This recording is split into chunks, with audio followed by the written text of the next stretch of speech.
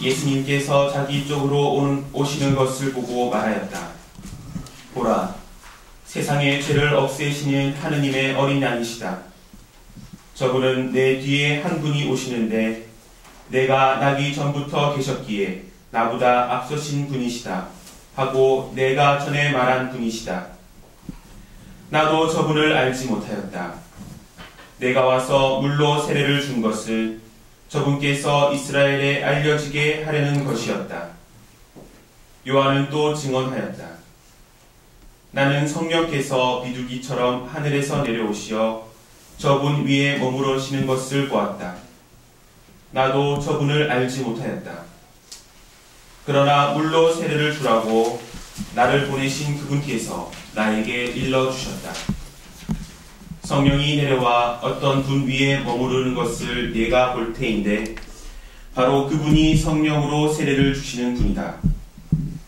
과연 나는 보았다. 그래서 저분이 하느님의 아드님이시라고 내가 증언하였다. 주님의 말씀입니다. 그리스도님 참여합니다.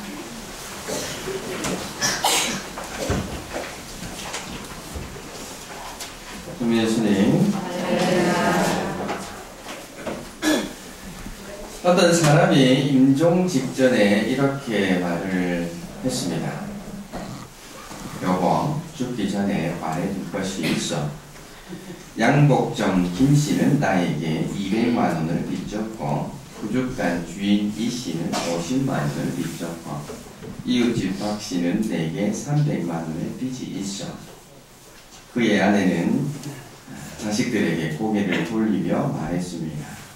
자, 보거라. 너희 아버지가 얼마나 놀라운 양반이냐. 죽어가면서까지 누구에게 얼마를 받아야 하는지 기억할 수 있으니 말이다. 그런데 이 형제님은 마지막 숨을 헐떡이면서 마지막 말을 힘주어서 말했습니다. 그리고 여보, 주인집 양씨에게는 내가 1,000만 원을 갚아야 한다는 사실을 잊지 마시길 바라고. 그 말에 아내가 소리치면서 말을 했습니다. 애들아, 어떻게 하니 너희 아버지가 드디어 헛소리를 시작하는가. 자기에게 유익한 말은 들으려고 하고 자기에게 손에 되는 말은 듣지 않으려는 이 모습, 어쩌면 우리들이 일반적으로 간직하고 있는 모습이 아닐까 싶습니다. 그런데 재미있는 것은 이렇게 스스로는 유익한 말만 듣기를 원하면서도 남에게는 그런 말만 하고 있지 않다는 것이지요. 즉, 내가 듣기 싫어하는 손에 되는 말은 물론 아픔과 상처를 주는 말까지도 서슴지 않고 타인에게 한다는 것입니다. 오늘 복음을 보면 세례자 요한이 예수님을 증언하고 있습니다.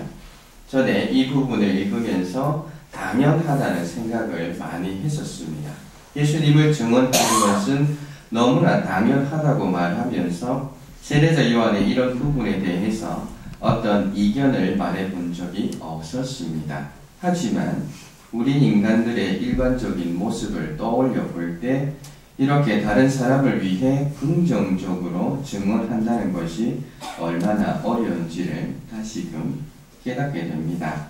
당시에 많은 사람들의 지지를 받고 있었던 세례자 요한이었습니다. 그래서 조금만 더 인기에 신경을 쓰면 그 당시에 누구보다도 더 인기 있는 유명인이 될 수 있었을 것입니다. 하지만 세례자 요한은 사람들의 시선에 주목하지 않습니다.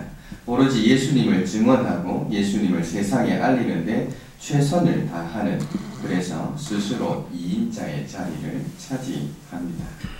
성경 말씀대로 이렇게만 하면 된다 생각하지만 욕심에 앞서서 쉽게 무너지는 내 자신을 생각해 볼 때 이렇게 해야 한다는 성경 말씀을 실천하는 것이 얼마나 어려운지를 깨닫게 됩니다. 그래서 이 세상 안에서 주님을 제대로 증거하지 못하고 오히려 나를 드러내는데 최선을 다하고 있었던 것은 아닐까요? 이제는 세례자 요한처럼 예수님을 세상에 드러내는 데 최선을 다해야 합니다. 남들도 다 그렇게 한다는 안일한 생각으로 하느님의 뜻과 정반대로 나아갈 때 우리들은 남들처럼 행복하지 못한 길로 걸어갈 수밖에 없을 것입니다. 예수님을 세상에 드러내는데 최선을 다합시다.